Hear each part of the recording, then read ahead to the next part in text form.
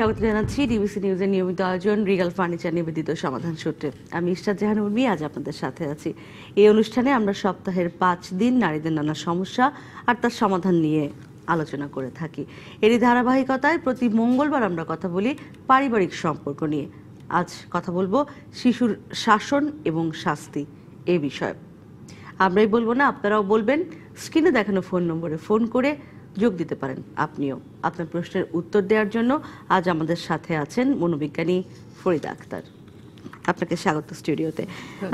আজকে আমরা যে বিষয়টি ঠিক করলাম শিশুর শাসন এবং শাস্তি। শাসন আমরা বলি যে আদর যে করে শাসন করা তাকে সাজে।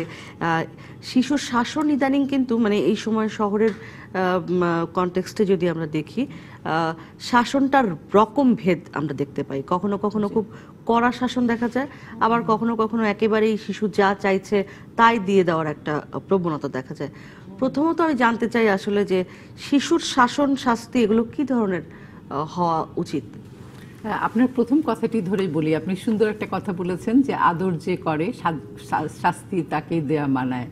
তো এই কথাটা খুব প্রচলিত, কিন্তু ইন্টারেস্টিং ব্যাপার হচ্ছে যে ঠিক আছে, আমি যে তাকে শাসন করছি সেই শাসন করার পদ্ধতিটা কি? শাসন করা ইটসেলফ কিন্তু খারাপ কথা নয়। শাসন মানে কিছুটা মিন করে আমি গাইড করব, বাচ্চাকে দিক নির্দেশনা দেব, তাকে বুঝাবো ইত্যাদি ইত্যাদি। কিন্তু আমি কিভাবে শাসন করছি দ্যাটস ভেরি ইন্টারেস্টিং। তো আমাদের দেশে সাধারণত শাসন বলতে যেটা পেরেন্টসরা মিন করেন সেটা হচ্ছে শাস্তি দেওয়া। হ্যাঁ, এখন এই শাস্তিতে আমরা সাধারণত দুই ধরনের শাস্তি দেখি। একটা হচ্ছে শারীরিক শাস্তি এবং আরেকটা হচ্ছে মানসিক শাস্তি। শারীরিক শাস্তি বলতে বোঝায়, এটা আমরা বুঝি সবাই, খুবই সহজ ব্যাপার। বাচ্চাকে থাপ্পড় মারা, বাচ্চাকে ধাক্কা দেওয়া, বাচ্চাকে কিল মারা, বাচ্চাকে কোনো অন্য কিছু দিয়ে মারা, যেমন বেত দিয়ে মারা, স্কেল দিয়ে মারা, এ ধরনের কোনো না কোনো কিছু দিয়ে আঘাত করা। শারীরিক আঘাতের প্রশ্নটি যখন আসে তখন আমরা বলছি শারীরিক শাস্তি। আর আরেক ধরনের শাস্তি হচ্ছে মানসিক শাস্তি। মানসিক শাস্তিটা বেশ ব্যাপক আসলে। যেমন ধরেন বকা দেওয়া, বাচ্চাটিকে কোনো সুবিধা থেকে বঞ্চিত করা, যেমন টিভি দেখতে দিব না, তোমাকে আজকে খাওয়া উইথড্র করা হলো, তোমাকে ঘরের মধ্যে বন্ধ করে রাখছি, এই ধরনের এগুলো বাচ্চাকে দেওয়া।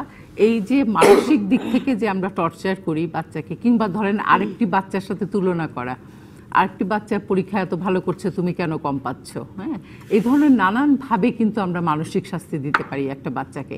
তো এই শারীরিক এবং মানসিক শাস্তি দেওয়াটা খুবই কমন, এবং এটা আমরা দেখছি যে শাসনের নামে করা হচ্ছে। আসলে এটা আসলে ঠিক কতখানি সঠিক, মানে এই যে মানসিক শাস্তিটা দেওয়া বা শারীরিক শাস্তিও যদি বলি, যেটি আপনি বলছিলেন যে তুলনা করা, মানে এগুলো তো আসলে পরবর্তীতে একটা শিশুর জীবনে প্রভাব ফেলে বড় হয়ে ওঠার ক্ষেত্রে এবং তার পার্সোনালিটি তৈরির ক্ষেত্রে।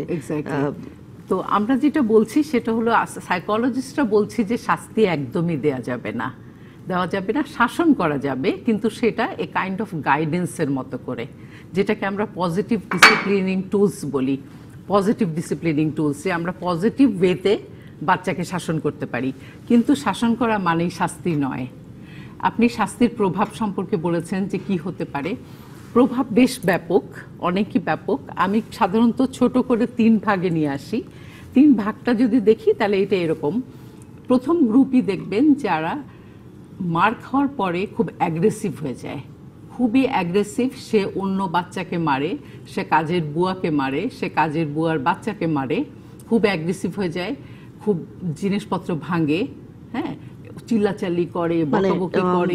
শারীরিকভাবে যদি সে শাস্তি পায়, তার মানে কি, ওই যে মারা হয়েছে, ওই মারার প্রভাবটা তার মধ্যে এত পড়েছে যে সে নিজেই ইমিটেট করা শুরু করেছে ওই বিহেভিয়ারকে। আমি একটু থামাতে চাই আপনাকে, একজন দর্শক যুক্ত হতে চান আমাদের সাথে, ফোনটি নিয়ে নিই। দর্শক নাম বলে প্রশ্ন করতে পারেন। আমার নাম মোহাম্মদ বঞ্জাম। জি, বঞ্জারুল ইসলাম। বাচ্চাকে কতদিন প্রথম করা?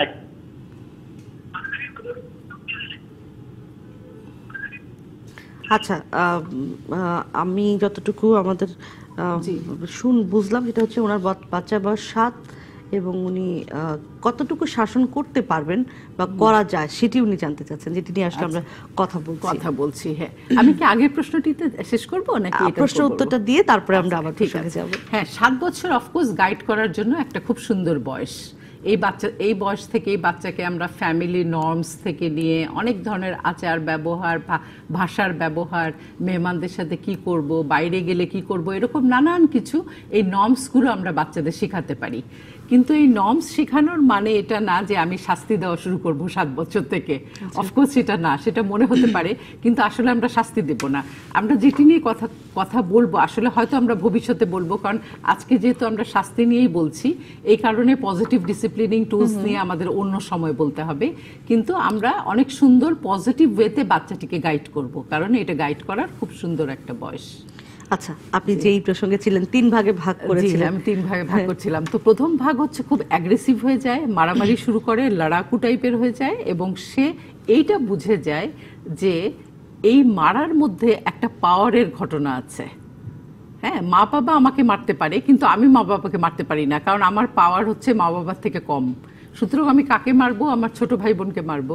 কাজের বুয়ার পাওয়ার কম, কাজের বুয়াকে মারবো, তার বাচ্চাকে মারবো, পাশের বাসার ছোট বাচ্চাটিকে গিয়ে মারবো।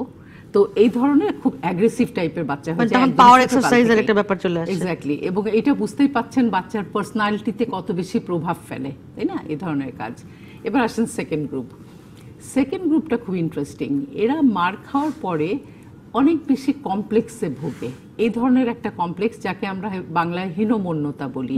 হীনমন্যতা মানে আমি কিছু পারি না, আই এম জাস্ট স্টুপিড, আমি কিছুই পারি না, আমাকে মার খাওয়ার জন্য আল্লাহ পৃথিবীতে পাঠিয়েছেন। হ্যাঁ, আমার কাজই হচ্ছে পড়ে পড়ে মার খাওয়া, আমি লেখাপড়ায় ভালো করতে পারবো না, আমি চেষ্টাই করব না, চেষ্টা না করলে আমি ভালো কিভাবে করব। এভাবে একটা প্রচণ্ড রকমের কমপ্লেক্স বা হীনমন্যতায় ভোগে এই বাচ্চাগুলো। এদের সেলফ কনফিডেন্স লেভেল অনেকই কম থাকে, ওরা ভালো কিছু করার জন্য ট্রাই করে না। হ্যাঁ, লেখাপড়া যে একটা গোল ঠিক করবে যে আমি কোন জায়গাটায় আমি সেকেন্ড হব না ফার্স্ট হব না আমি এ পাবো, এই গোল পর্যন্ত ঠিক করে না, কারণ ওদের নিজের উপর আস্থা কমে যায় বা শেষ হয়ে যায়, একদম শেষ হয়ে যায়। তো এটা হলো মারাত্মক আরেকটা গ্রুপ। আর থার্ড গ্রুপটা হলো, এইটা খুব ইন্টারেস্টিং। এরা হচ্ছে যখন মার দেওয়া হবে, যখন মানসিক বা শারীরিক শাস্তি দেওয়া হবে, তখন সে শাস্তিটাকে মেনে নেয়। যদি মা বাবা তাকে বলে, মার দিয়ে বলে যে এখন পড়তে যাও, সে সুন্দর গিয়ে পড়তে বসে যাবে। আপনার মনে হবে যে মারের উপর নাই, ওষুধ নাই। হ্যাঁ, এটা সবচেয়ে ভালো ওষুধ হচ্ছে মার, নাইলে কিভাবে কাজ করছে। কিন্তু এই বাচ্চাটা যেটা হয় সেটা হচ্ছে ও মনে মনে ভাবে যে আমারও একদিন সময় আসবে যখন আমি প্রতিশোধ নেব। আচ্ছা, ফেরত দেব তখন। হ্যাঁ, তখন ফেরত দেব। এ কাইন্ড অফ প্রতিশোধ স্পৃহা মনের মধ্যে জাগে। আচ্ছা, আমি আরেকটু বিস্তারিত জানবো। আরেকজন দর্শক যুক্ত হতে চান, ফোনটি নিয়ে নিই। দর্শক, নাম বলে প্রশ্ন করতে পারেন। জি, আসসালামু আলাইকুম। ওয়ালাইকুম আসসালাম। আমার নাম শারমিন। জি। আমার বাচ্চার বয়স 7 বছর। জি। ও অনেক রাজ্যে অনেক জেগে। হ্যাঁ, কিন্তু মানে যখন ঠান্ডা মাথায় থাকে তখন বুঝতে পারে, কিন্তু এমনিতে মানে নিজের ইচ্ছা মতন সব কাজগুলো করতে চায়, কথা বললে শুনতে চায় না। আর মানে বকা দিলে তো আরো বেশি রেখে, তখন আর কন্ট্রোল করা যায় না। দেখা যাচ্ছে আমি কয়েকবার মারতেছি, সে কোনো তার করতে পারে।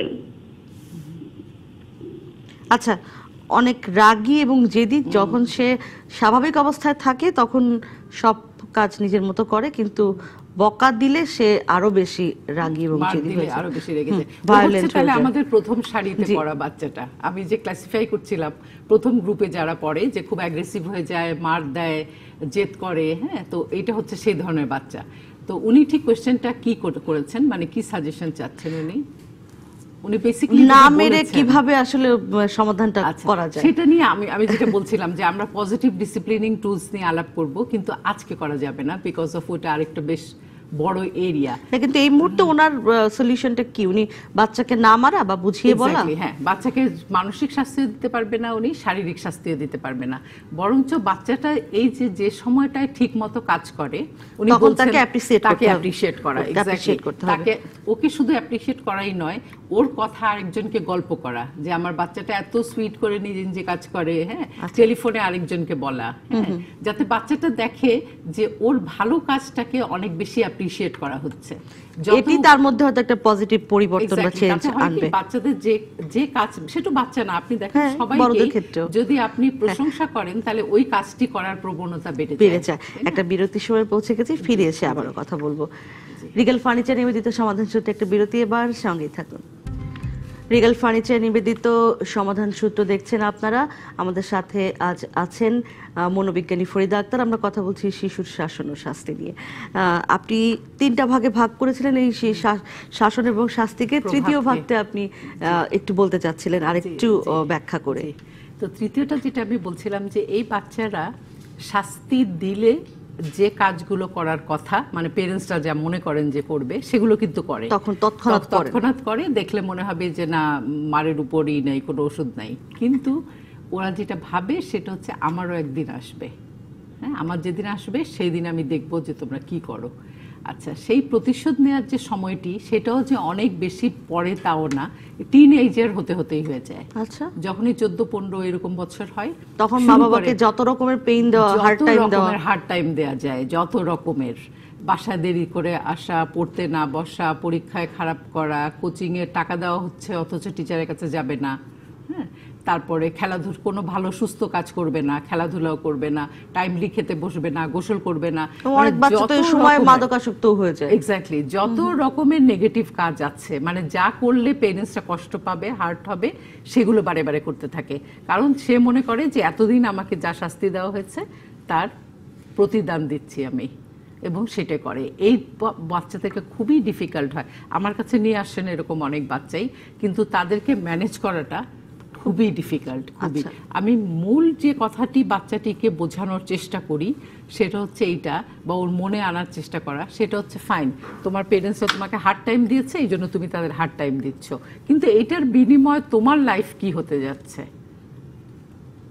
এই জিনিসটা যদি রিয়েলাইজ করাতে পারি যে আমি আসলে আমার নিজের লাইফ নষ্ট করছি, আমি পড়ছি না, রেজাল্ট ভালো করছি না, তো আলটিমেটলি তারা তো তাদের জীবনে দাঁড়িয়ে গেছে, কিন্তু আমি তো আমার জীবন ফেল করব। তাহলে এই রিয়েলাইজেশন যখন হয় তখন ওই চেঞ্জটা আসে আর কি। হ্যাঁ, আর পেরেন্টসরাও তখন এটা, কারণ পেরেন্টসদেরও একটা ব্যাপার আছে যে ওনারা যে শাস্তিটা দিচ্ছেন, ওনাদের নিয়তটা তো খারাপ না, অবজেক্টিভটা খারাপ না, কিন্তু তাই না, অবজেক্টিভটা ভালো হবে ভেবেই করছেন। এক্স্যাক্টলি, কিন্তু প্যারেন্টিংটা ঠিকঠাক মতো না বোঝার কারণে ওনারা হয়তো এক্স্যাক্টলি যে মেথড বা টেকনিক ভুল, কিন্তু অবজেক্টিভ ইজ গুড, যে আমি আমার বাচ্চাকে ডিসিপ্লিনড করব, বাচ্চা ঠিকমতো পড়বে, ভালো রেজাল্ট করবে, ঠিকমতো খেলাধুলা করবে, কাজে ভালো কিছুর জন্য আমি করছি। কিন্তু এই যে প্রবলেমটা, যে আমি বাচ্চাটাকে ভুল টেকনিকে শেখাচ্ছি, যেটা করতে গিয়ে হিতে বিপরীত হচ্ছে, আমি যা চাচ্ছি তার উল্টোটা হচ্ছে, এটা বোঝেন না। এটা একটা, আরেকটা হচ্ছে রাগ থেকে করেন। রাগ একটা, যে পেরেন্টসদের রাগ যত বেশি আমরা দেখছি, তার তত বেশি বাচ্চাদের শাস্তি দেয়। কারণ বাচ্চার মানে বড়দের রাগ করাটাই বাচ্চার জন্য এক ধরনের শাস্তি। আচ্ছা, তাই না, মা বাবা যখন চিৎকার করবে, বাসায় জিনিসপত্র ছুঁড়ে মারবে, খেতে বসে খাওয়া ঠিক হয় নাই বলে প্লেটটা ছুঁড়ে মারবে, এই ধরনের আচরণ বাচ্চারা খুব ভয় পায়, এবং এটাই বাচ্চার জন্য এক ধরনের শাস্তি। আরেকজন দর্শক যুক্ত হতে চান আমাদের সাথে। দর্শক, আপনি নাম বললে প্রশ্ন করতে পারেন। জি, আমার নাম হচ্ছে সাবিতুন নাহার, আর আমার বেবি হচ্ছে, আমার বেবিটার 4 বছর থেকে 4.5 বছর। আর আমার বেবিটার প্রবলেমটা হচ্ছে অনেক মানে রাগী, বলতে কিছু ধরেন না, ওরকম হতে পারে যে খাবার, যে কোনো খাবার মানে এটা খাবো এরকম হয় না যে খাবোই না, যে কোনো কিছুই খাবো না। ওই বাচ্চাটাকে খাওয়াতে গিয়ে একটু বকাঝকা করতে হয়, মাঝে মাঝে হ্যাঁ একটু শাসন করার জন্য শাস্তি দেওয়া হয়, মানে কিছুই খাবে না বলে, সেই কারণে আপনার হয়তো রাগও করতেন। তো এর কিছু উপায় আছে যে আসলে ওদের খাওয়ানো যাবে, বা বুঝাইলেও বোঝে না ওইরকম আর কি। তারপর আবার মানে কিরকম পড়ানো, যদি বলি একটু পড়তে বসে, আসা আমার সাথে একটা কবিতা বললো, ওরকম পড়তে চান। আপনি বাচ্চার বয়স কত বললেন? 4-4.5 বছর। আচ্ছা, তো 4.5 বছরের একটা বাচ্চাকে পড়াতে চাচ্ছেন কেন? আমি তো এটাও ঠিক বুঝতে পারলাম না। আর উনি যেটি বলছেন যে কিছুই খেতে চায় না, ফলে যেহেতু কিছুই খেতে চায় না, ফলে খাওয়ানোর জন্য একটু রাগারাগি করতে হয়। আচ্ছা, এ ব্যাপারে আমি একটা সাজেশন দেব, সেটা হচ্ছে আমার একটা ইউটিউব চ্যানেল আছে। সেই ইউটিউব চ্যানেলে আমি 2টো এপিসোডে খুব নাইসলি এক্সপ্লেইন করেছি যে বাচ্চারা কেন খেতে চায় না এবং কি করলে বাচ্চারা খাবে, খুবই ডিটেইলে বলা আছে। আর ওনাকে বলেন কাইন্ডলি একটু লিখে নিতে, inner force INNER inner FORCE positive parenting POSITIVE PARENTING positive parenting inner force positive parenting, এটা এখানে আপনি সার্চ করলে পাবেন, কিন্তু আপনি যদি তবু একটু দুই লাইন একটু বলে দেন। সেটা হচ্ছে আমরা যা যা করলে খাবার প্রবলেম সলভ করতে পারি, তার প্রথমটি হচ্ছে যে বাচ্চাকে ফোর্স ফিডিং না করানো, জোর করে বাচ্চাকে না খাওয়ানো। জোর করে খাওয়ালে যেটা হয় যে যেই সময় বাচ্চাটির ক্ষুধা লেগেছে, আমি হয়তো সময়টা জানি না, আমি জোর করে তাকে খাওয়াচ্ছি। ও বাচ্চার বয়স তো 4.5, ও তো এক্স্যাক্টলি সে হয়তো বলারও কথা না, সে হয়তো যথেষ্ট অ্যাক্টিভিটি করে নাই, যার জন্য তার ক্ষুধা লাগেনি। এরকম অনেক কারণই আছে ওর না খাওয়ার। এনিওয়ে, তো আমরা যেগুলো করব সেগুলো প্রথম হচ্ছে বাচ্চা যখনই খাবে ঠিক মতো, সঙ্গে সঙ্গে তাকে প্রশংসা করা, ও মা আমার লক্ষ্মী মেয়েটা কি সুন্দর খেয়ে নিয়েছে। হ্যাঁ, আচ্ছা, ও যে খায় এই ব্যাপারটা অন্যদেরকে বলা, গল্প করা যে ও খুব লক্ষ্মীর মতো করে খায়, আবারও সেই যে পজিটিভ আবারও কনভে করা, পজিটিভ ফিডব্যাকটা। আচ্ছা, তারপর যেটা করা সেটা হলো বাচ্চাটিকে খুব সুন্দর করে নাইসলি সাজিয়ে খেতে দেওয়া। হ্যাঁ, খুব সুন্দর করে প্লেটটা সাজানো, সো দ্যাট যাতে ওর কাছে খুব অ্যাট্রাকটিভ লাগে। থার্ডটা হচ্ছে একই ফুড প্রতিদিন না দেয়া। আমাদের একটা প্রবণতা আছে যে আমরা একটা রিচ ফুড দেওয়ার নামে চিকেন ভেজিটেবল চিকেন রাইস সব কিছু একসাথে দিয়ে একটা খিচুড়ি মার্কা কিছু করে দেই, যেটার নাম ফিশফাস। কিন্তু এই ফিশফাসটি প্রতিদিন একই স্বাদের হয়, যার কারণে আমরা একটা নির্দিষ্ট বয়সের পরে বাচ্চাকে ওই আমরা বলি যে খিচুড়ি খাওয়ানো, ওটাই খাওয়াতে থাকি, প্রতিদিন খাওয়াতে থাকি। কিন্তু চিন্তা করে দেখেন, আপনি কি প্রতিদিন এক খাবার খাবেন নাকি? ন্যাচারালি না। এই জন্য সাজেশনটা হলো, আরেকজন দর্শক যুক্ত হতে চান আমরা প্রশ্নে। আমি আশা করি আমাদের আগে যে দর্শক ছিলেন তিনি বুঝতে পেরেছেন। জি, প্রশ্ন করতে পারেন দর্শক, আপনার নাম বলে। আসসালামু আলাইকুম। ওয়ালাইকুম আসসালাম, বলুন প্লিজ।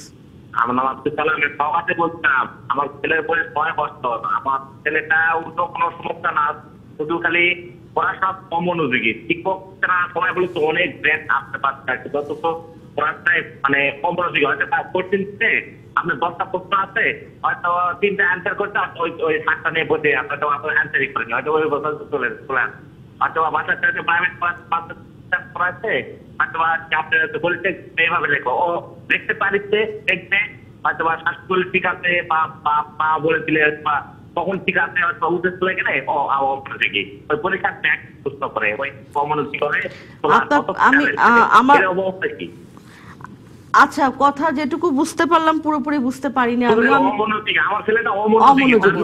পড়াশোনায় অমনোযোগী।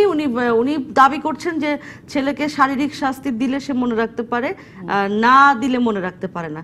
এটা কি আসলে হওয়ার কথা? না, সেটা হওয়ার কথা না। মনে রাখাটা ইজ এ সাইকোলজিক্যাল প্রসেস। এটা এক ধরনের কগনিশন থেকে আসে, আমাদের জ্ঞান থেকে, বুদ্ধি থেকে আসে, এবং উল্টো মার দিলে সেই ধরনের বুদ্ধির যে কাজগুলো সেইটা বরঞ্চ বাধাপ্রাপ্ত হয়। হ্যাঁ, তো এই জন্য আমরা কোনো মেরে বাচ্চাকে অঙ্ক শেখাবো বা মেরে বাচ্চাকে বানান শেখাবো, এই ধারণাগুলো খুবই ভুল আসলে। আচ্ছা, তার মানে এটা একেবারে অমনোযোগী হলে তাকে স্বাভাবিকভাবে যেভাবে পড়াশোনায় মনোযোগী করা যায় সেই প্রসেসগুলোই ফলো করতে হবে। অনেক রকম খেলাধুলাও আছে যেগুলো করলে বাচ্চার মনোযোগ বাড়ে, যেমন ধরেন লুডো খেলা, হ্যাঁ, যেমন ধরেন ক্যারাম খেলা, যেগুলোতে বাচ্চাকে কনসেন্ট্রেট করতে হয়, সেটা হিসাব করে গুণে দিতে হয়। এছাড়া আরো অনেক ধরনের খেলা আছে যেটা বাচ্চাদের কনসেন্ট্রেশন, বাগাডুলি একটা খেলা আছে, কিংবা ওনারা ব্লক ডিজাইন দিতে পারে বাচ্চাকে, ব্লক ডিজাইন, কনস্ট্রাকশন টয়স, যেগুলিতে বাচ্চাকে অনেক মনোযোগ দিয়ে বের করতে হবে। পাজলস, অনেক টুকরো পাজল যদি থাকে তাহলে বড় পাজল সলভ করার জন্য ওকে অনেক কিন্তু মনোযোগ দিতে হবে। কাজে এরকম মনোযোগের অনেক খেলা আছে যেটা বাচ্চার মনোযোগকে বাড়ায়। ফলে আমি মনে করি যিনি ফোন করেছিলেন যে ভাই, আশা করি আপনি বুঝতে পেরেছেন যে আসলে মেরে কিছু মনে রাখানো বা মনে শেখানো এটি একেবারে ভুল একটা, উল্টা ওর মেমোরিতে বরঞ্চ প্রবলেম হবে। আমরা আবারও একটা বিরতির সময় পৌঁছে গেছি, বিরতি থেকে ফিরে এসে বাকি আলোচনায় যাব। কথা বলছি আজ শিশুর শাস্তি এবং শাসন নিয়ে। রিগাল ফার্নিচার নিবেদিত সমাধান সূত্রে আবারও একটা বিরতি নিচ্ছি, সঙ্গে থাকুন। দেখছেন রিগাল ফার্নিচার নিবেদিত সমাধান সূত্রে। কথা বলছি আজ শিশুর শাসন ও শাস্তি বিষয়ে, সাথে আছেন মনোবিজ্ঞানী ফরিদা আখতার। আমরা যেহেতু শেষ অংশে আছি, আমরা একটু কিভাবে আসলে মানে আমি জানতে চাই যে শাস্তি দিলে কি কি হয়, সেগুলো আমরা একরকম জানি।